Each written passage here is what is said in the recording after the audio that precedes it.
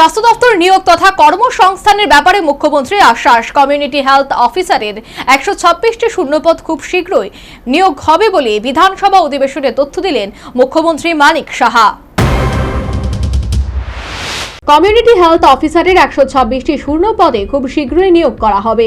সরকারি যাবতীয় নিয়মনীতি মোতাবেকই শূন্য পদগুলিতে নিয়োগের উদ্যোগ নেওয়া হয়েছে।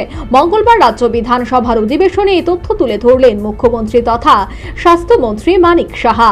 এ সম্পর্কিত বিষয়ে তথ্য দিতে গিয়ে মুখ্যমন্ত্রী জানান, বর্তমানে সিএইচও বা কমিউনিটি হেলথ অফিসারের শূন্য পদ রয়েছে মোট 126টি। এগুলি রাজ্য স্বাস্থ্য এবং পরিবার কল্যাণ সোসাইটি ত্রিপুরার অধীনে থাকা নিয়ম অনুসরণ করে চুক্তির ভিত্তিতে পূরণ করা হবে।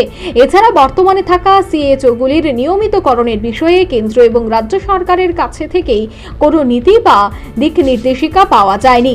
তবে 126 জন কমিউনিটি হেলথ অফিসার নিয়োগের জন্য নিয়ম অনুসারে শীঘ্রই ব্যবস্থা গ্রহণ করা হবে বলে জানান মুখ্যমন্ত্রী। মুখ্যমন্ত্রীর এমন আশ্বাসে স্বভাবতই সংশ্লিষ্ট চাকরি প্রার্থীদের মধ্যে একটা আশার সঞ্চার হয়েছে। মোট 126টি কমিউনিটি হেলথ অফিসারের শূন্য পদ কবে নাগাদ পূরণ হয় সেটাই এখন লক্ষণীয় বিষয়। Bureau report, news vanguard.